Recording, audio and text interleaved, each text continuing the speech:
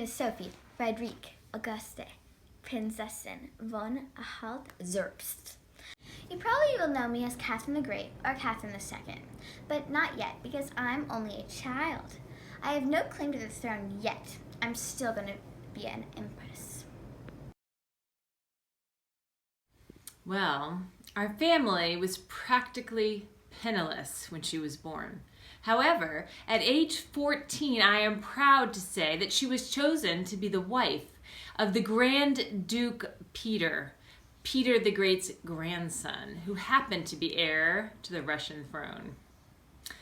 I had great hopes for our daughter, but it was clear that she did not love her husband. She didn't even like her husband, and rightfully so, for they were complete opposites. He was an alcoholic. He hated Russia, and he was just all around very foolish.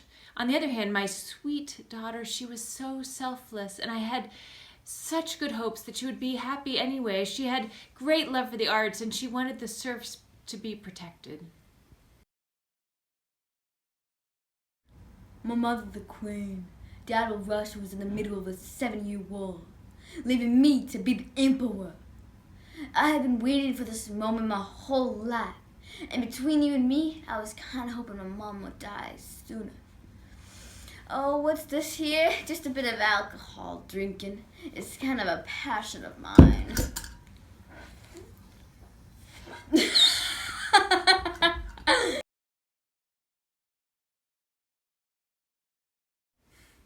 No, I don't think my husband was doing a very good job at all. Not only did he take us out of the war, but he led completely pointless military campaigns against Denmark. He also loved Germany a lot more than he loved Russia. He had very few supporters, and the people were becoming restless and starting to speak out against him. That's why one night in 1762, I snuck into his chambers and killed him. No, I'm just joking. I didn't do that. Many people think that I was involved in his assassination, but I wasn't. I only wanted him to abdicate the throne so that I could take his place and be a much better ruler. Actually, even in the 21st century, they still don't know who was involved in his assassination. But here's what I do know. On July 28th, 1762, I led a group that rallied into St. Petersburg, proclaiming myself the empress. This led to my husband's abdication of the throne, of course. Tragically, he was assassinated only 8 days after that. Following his death, I was crowned the empress, and I reigned for the next 34 years, making me the longest Russian female ruler. Yes, Catherine and I corresponded through letters for a little while. She had read my books about different types of freedoms that the people should have and wanted to implement similar practices in her own country. She appeared to be keen on the idea of abolishing serfdom and asked me for my advice on how to do so in Russia and create a democracy. She realized that feudalism, the system in Russia at the time that relied on serfs to farm and work for the nobility, was exploiting the serfs and needed to end. She voiced many liberal ideas through her letters to me and actually appeared to be more progressive than any other country leader I'd ever talked to. Здравствуйте! So, in 1775, Pugachev announced that he was my deceased husband, which of course was impossible. He couldn't be Peter because Peter had been assassinated, but he pretended that he was Peter so that he could come back and take the throne away from me. This was obviously completely made up, but it caused a ruckus, and it didn't stop the people from using it as an excuse for a revolution. Thankfully, I was able to stop it before it got out of hand, but the chaos frightened my poor people into thinking that I was going to tighten my bonds upon them. If only she had followed through with her plans that she had told me about in all the letters we wrote to each other. Early in her reign, she attempted to create a constitution for the Russian people that would abolish serfdom. That was a good idea. However, it was considered too liberal and was trashed.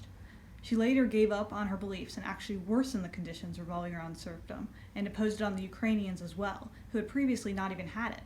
She didn't follow through with abolishing it in Russia because she feared the backlash from the nobility, who were her main supporters and definitely wouldn't like their serfs being freed. With the exception of feudalism, reinforcement, Catherine the Great was overall a good leader. Upon gaining the throne, she decided that she wanted Russia to be better than France. She was able to solve Poland's border problems, and she widened the whole empire by 200,000 square miles. She promoted a national system of education and founded the first state-funded school for women in Russia and the first library in Russia. She also founded the Hermitage Art Museum, which includes her enormous collection of paintings that she accumulated throughout her years as empress. Due to her love of art, many women artists rose in power in Russia during her reign.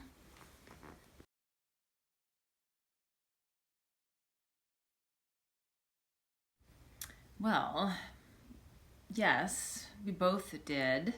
But it wasn't just me. Many men that were rulers throughout history do this, and no one disrespects them because of it. So why is it different when it comes to me, a woman?